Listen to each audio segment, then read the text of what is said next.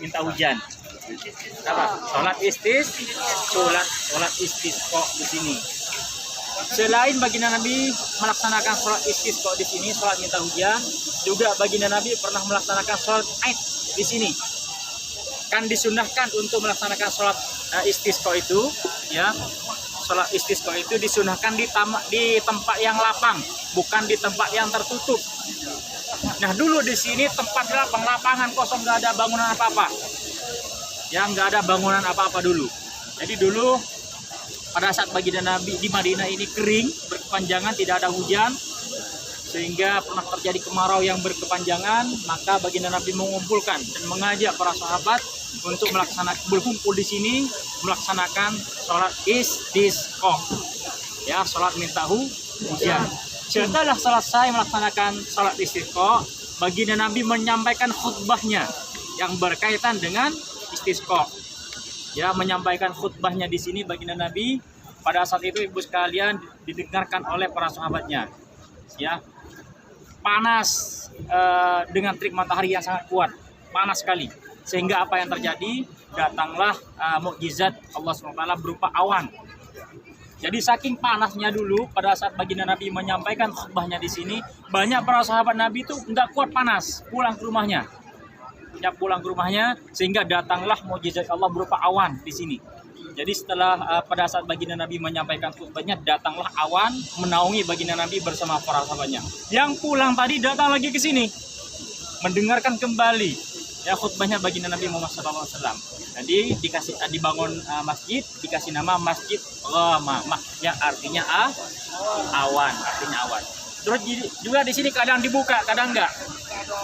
Juga boleh Bapak Ibu sekalian melaksanakan sholat di sini.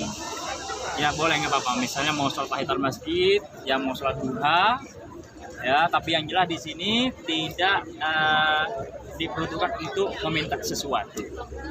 Ya. Terus Bapak Ibu sekalian, saya akan juga menjelaskan tentang lingkungan Masjidin Nabawi. Nah, dulu Madinah ini Bapak Ibu sekalian tidak langsung dikenal dengan sebutan Madinah Al-Munawwarah, tidak. Sebelum baginda Nabi hijrah dari kota Makkah ke Madinah, Madinah ini nama awalnya Yasrib. Ya, sebelum baginda Nabi sampai di Madinah ini namanya awalnya Yasrib, yang mempunyai arti tempat, salah satu tempat yang penuh dengan kotoran.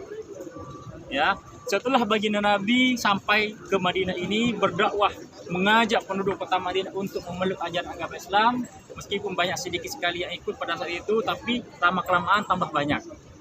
Hanya ibu sekalian, yang disebut dengan Yasrib di lingkungan pagar ini saja. Di sini tidak termasuk. Ya, di lingkungan pagar Masjidin Nabawi ini saja. Di sini tidak termasuk. Ya, yang disebut dengan Yasrib di situ saja. Nah, baginda Nabi membeli tanah di sini, Bapak Ibu sekalian, yang pada saat itu awalnya yang punya Sukhail, ya, anak yatim. Sukhail dua orang dibeli oleh baginda Nabi, dan dibangunlah Masjidin Nabawi sampai sekarang. Dan di dalamnya di situ juga ada makam baginda Nabi, ada sahabat Nabi juga di dalamnya di situ. Yang kemarin bapak-bapaknya sudah sampai ke Raudah. Di sebelahnya di situ kan ada yang hijau itu, bangunan hijau. Di sebelah kiri kalau kita sholat menghadap ke kiblat, di sebelah kiri kan ada hijau di situ. Disitulah makam baginda Nabi, sekaligus rumah baginda Nabi Muhammad SAW. Ada pertanyaan, monggo silakan. Mengenai dengan Masjid Ali tadi, Abu Bakar, Masjid Ghamamah.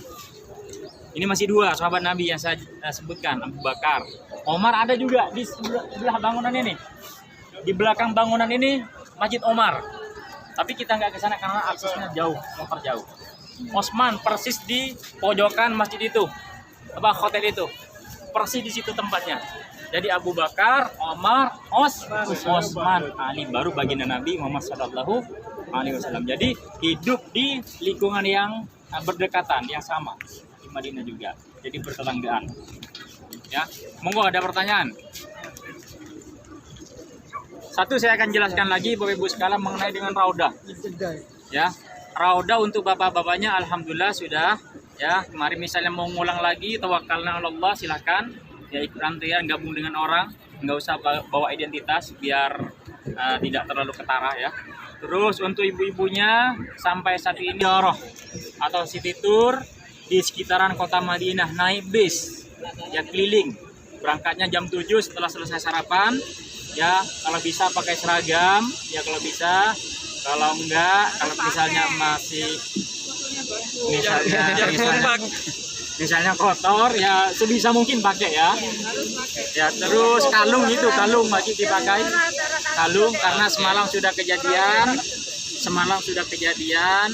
nggak bisa pulang ya.